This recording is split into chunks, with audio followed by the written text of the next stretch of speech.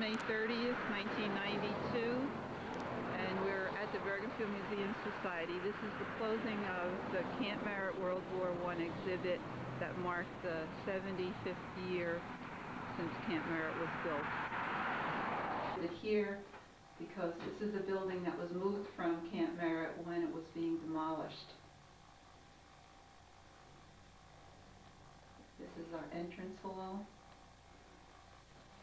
And you see our poppies for Flanders Field.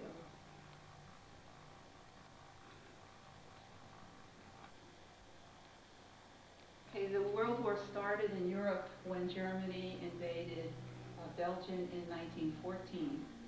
Wilson was our president, and this is him. He was against war, and he was voted into office for a second term because of his stand against the war in Europe. In 1915, the Germans sunk the Lusitania with 100 Americans on board, and he was very upset. He went to the Germans and made a pact with them that they would not shoot at unarmed ships in the Atlantic. They kept their word till 1917, when their representative in Washington went to Wilson and told him that they were going to shoot at anything in the Atlantic. Wilson had to go to the Senate and ask for them to declare war, which they did, and it really hurt him very much to ask for this because he was so much against it. He did win the Nobel Peace Prize for his efforts to keep the peace and his efforts with the League of Nations after the war was over. Now, the first thing he did was assign Pershing as the commander-in-chief of the army. And of course, this is enlistment papers, so right away we did have enlistments.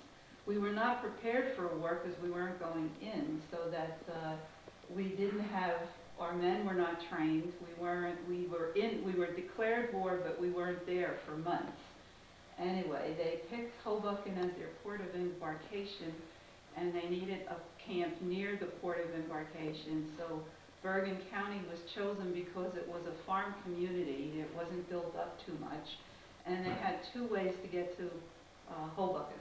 One was the West Shore Railroad, which was in. The other was this pier at Alpine. And half of the men went from this Alpine pier to Hoboken on ferries. There's two ferries here that would take them down. The other half went on the railroad, the West Shore Railroad. This is the doctor that was in charge of it all the time it was open. And all these postcards show the interior shots of the whole hospital. These are a group of the nurses. The nurses kept changing, so this is only one group. We have about 6 pictures similar to this of the different groups. These were the nurses' quarters. Now, when they got the land from the farmers, they leased it and the houses that were on it for the 770 acres. And the hospital was a very important part because the men did have to get their physical before they went overseas, and any of their shots that might have been given. I guess the hospital was important in coming back or after the war, after the armistice or through the war, because the wounded men came back, plus the flu broke out right before the armistice. This is a little poem written by one of the soldiers about the flu. The flu killed 10 times as many people as the war did, and was very, very dangerous all over the country, all over the world, really. Even animals in Africa were affected by the flu. This is a little Red Cross armband, and we have a Red Cross poster over here.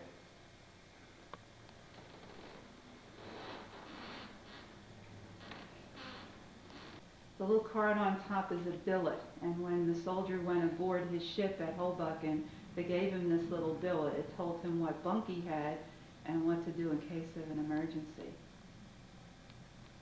Now, the ships on the bottom here are some of the ships that were used to carry the men overseas. We didn't have transports because we weren't intending to get into this war. But when we did, we needed some way to transport our men overseas. So they confiscated German ships that were in our harbor, and they used those to ship the men overseas. Plus, they got some on a loan basis from England. England was very interested in getting us over there in a hurry, so they were very willing to loan us ships. Coming back, we had a big problem because the English wanted their ships back to take their men to New Zealand and Australia and Canada, and we didn't have any way to get our men home, so we used every kind of a ship we had to get them home. Going over was kind of easy compared to coming home as far as General Shanks was concerned. General Shanks was in charge of the port of embarkation at Hoboken, and he has a book written about all his little problems, and this was one of his bigger ones. The sailor is Percy Adrian, who came from Bergenfield, and his grandson is still living here now, Tim Adrian. Okay, this is General Pershing. He was the commander-in-chief of the forces in Europe. This is some of the medals that were given out, little story about each one. The interesting one is the Purple Heart. Purple Heart is our first medal that the United States ever gave out. They gave it out in the Revolution, but it was for valor at that time, and now they're doing it for anyone that's wounded. This is a French gas mask, and the French had to carry a chemical along with them, and when the mustard gas came rolling in, they doused the mask all around the outside where it's padded and put it on, and it's supposed to have lasted an hour. If you were on the battlefield, I don't know where you'd go in an hour. These are French gas masks, or this is a French gas mask. These are French helmets. The French used this in the very beginning. Then they used ours, which is on the floor there. Ours had a charcoal filter, so they didn't have to use the chemical, and it lasted much longer than an hour. There's a little card with each gas mask, and you had to write your name, the place it was, and the date on the card, and you could never use it the second time until it was cleaned, and you had to take it back and get a new one if you didn't have someone in your unit that could clean them. The gas seemed to settle in the tubing of the gas mask, and it also settled in the foxholes, so they tell me. It rolls in and rolled down, and when it found its lowest place, it stayed there, and unfortunately, it was there. If anybody jumped in the foxhole, you wouldn't know it. It was dangerous. This is the only boy that was killed in the war from Bergenfield. His name is Anderson, and there is a street named for him in Bergenfield, Anderson Street. This is a citation if you got a Purple Heart, and this is Sergeant Thomas's citation that came along with his Purple Heart. And this is Sergeant Greer's overcoat, which is part of our collection now. This is a map of the camp. The map was the camp was a mile long and 3/4 of a mile wide, covered 770 acres. This part was in Bergenfield. This part was in Dumont, the red, and the yellow part in Cresskill, and the blue part in Tenafly. Covered the 4 towns. There also was a tent camp in Demarest, which would have been up here further. When they put the camp in, the railroad put spurs from the West Shore Railroad into the camp. So these are all spurs from the railroad. They went right along in front of the warehouses, which were all in a row here. This is Knickerbocker Road going through, and that was a road here before the camp. A lot of these other roads were built with the camp. But these spurs helped a lot, and that's how the men went down to Hoboken also. Okay, this is a picture of the monument that we put on a postcard. The photo was taken by Charles Eglin from the high school, and we're selling it in the shop for this exhibit. And the monument is right here in the middle of the camp. This is Knickerbocker Road, and this is Madison Avenue, which runs through to Dumont.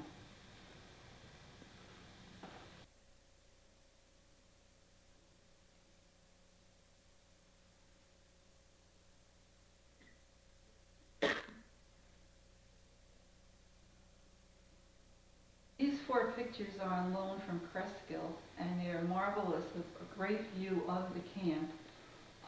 Most of the important buildings are in the middle, as I said before, and the top picture shows that. The second picture here shows the barracks. These two-story buildings were all barracks. The one-story one in between was the mess hall. And we believe that this building that we're in was probably a mess hall or one of the hospital buildings.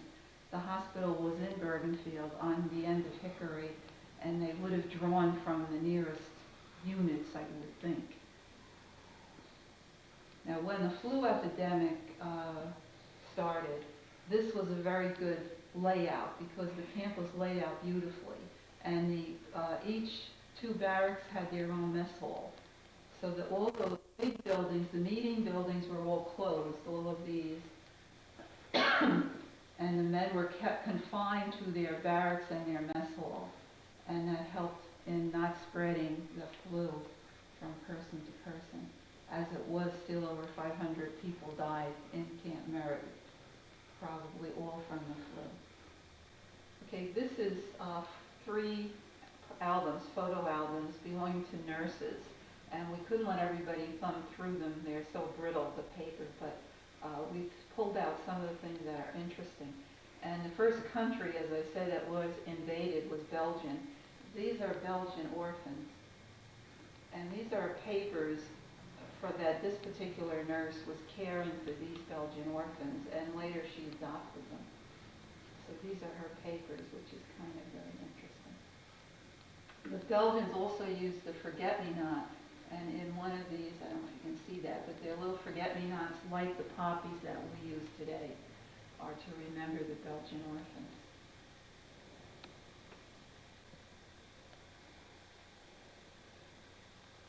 This case has some of the smaller items in, and we didn't have wristwatches in World War I, so this is a pocket watch. And watches were not issued, so you couldn't synchronize your watches in World War I. They just, if you had one, fine. If you didn't, you didn't. This is a little diary. There's some dog tags and some shaving kits and some language books. There are 2 medals here, one top and one bottom, of the medal that Camp Merritt, the soldiers at Camp Merritt gave to every school child in Bergen County. Now, we could only find 2, but every school child did get one. There's some cigarettes up here from World War I. This is, the dog tags were round, and these are 2 that belong to a doctor who was the first intern at Englewood Hospital. There's some magnifying glasses, there's a whistle, and a lot of other little things. There's some fatigues down here. This is the helmet that the Germans used in the beginning of the war. It was only leather, so it wasn't very much protection for them. And then they developed this one up here.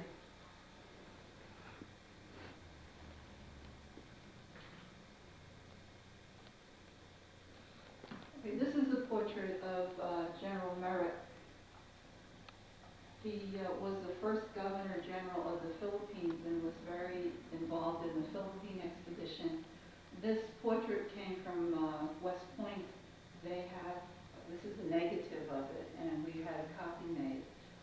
They have an oil-on canvas of him. And he was the commander at West Point for 5 years. Over on General Shanks, and he was in charge of the port at Hoboken, the port of embarkation. And as commander of the port, he was also in charge of Camp Mills on Long Island, Camp Merritt, which was here in Bergen County, and Camp Dix, which was later Fort Dix. All of these clippings on this bulletin board came from the Camp Merritt newspaper, which they published all through the time the camp was being used. Coming home, a lot of the soldiers came through Camp Merritt that didn't leave from here, because they would leave with their unit if it came from one particular state. This is Eddie Rickenbacker, who was one of the flying aces. This is Sergeant York right here. They all came through on their way home. This is a list of the 500-odd people that were killed during the flu epidemic. This is the Marines getting their special award. This particular unit of Marines fought at Belleau Wood, and they turned the enemy back. That was the first time they had the Germans on the run. And they got this special award from France that they put ribbons on their flag. That's what they're doing here. And the men from that unit, even to this day, can wear a braid on their shoulder, saying they got this particular award. What did you weigh?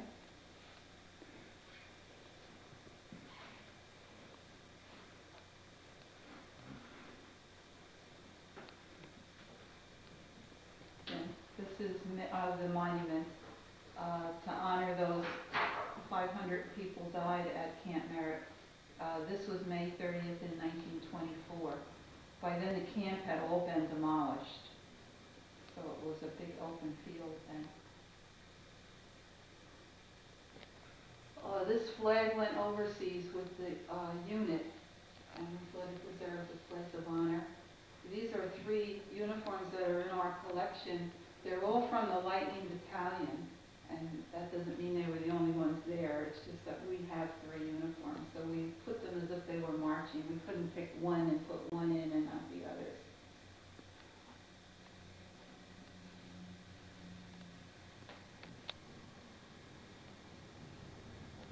This is Lieutenant Roy Hart. He came from this area, and this is a uniform made in Paris for him. This is the Red Baron, who was a German ace, who finally was knocked out of the sky, and these are some pictures of some of the crashes. The planes came down head first, or nose first, because that was the heaviest part of them, and some of the crashes look almost comical.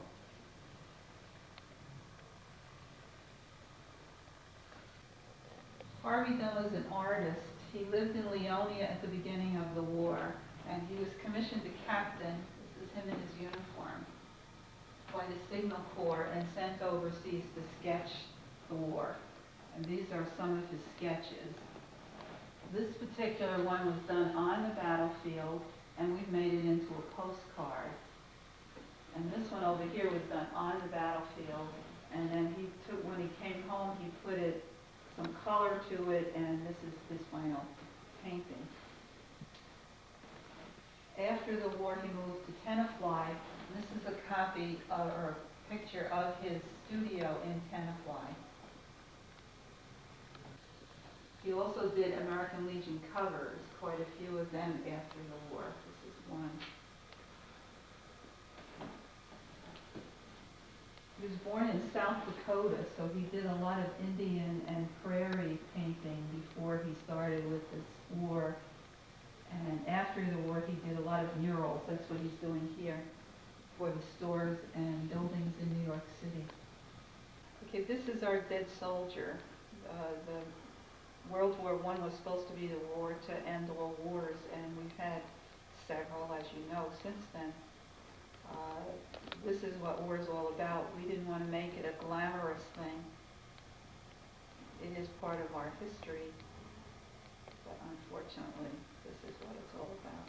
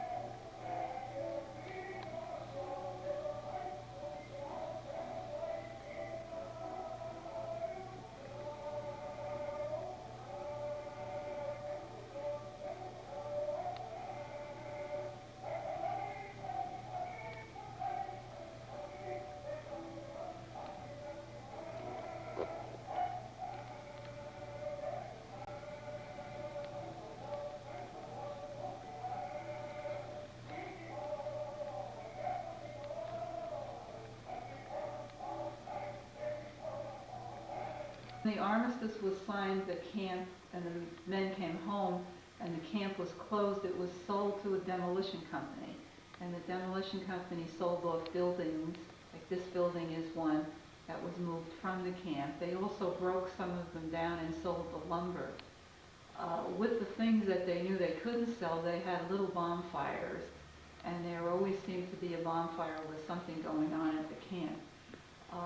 There was some squatters that moved into the camp also, and the neighbors were not too happy about those. And there's a feeling that the neighbors set some of these fires. There were 3 bad fires near the end of the camp. The third one was the worst. It lasted 3 days. They couldn't put it out. All the fire companies around were here. They finally called the New York Fire Department, and they came over on the ferry and helped put it out. We had ran out of water and we ran out of chemicals, but the New York helped and put it out for us. This is discharge paper, and you can notice that it's done by hand because there weren't that many skilled typists at that time. These are the boys coming home on the ship, these 4 pictures. This is the parade in New York City, welcoming them home. This is some of them going home on the West Shore Railroad. Over here's an interesting picture. A lot of the mail, most of it I guess, that went overseas left town in 4 days. When the war was over, all the mail that wasn't delivered was sent back to General Shanks. And General Shanks had a lot of these little problems.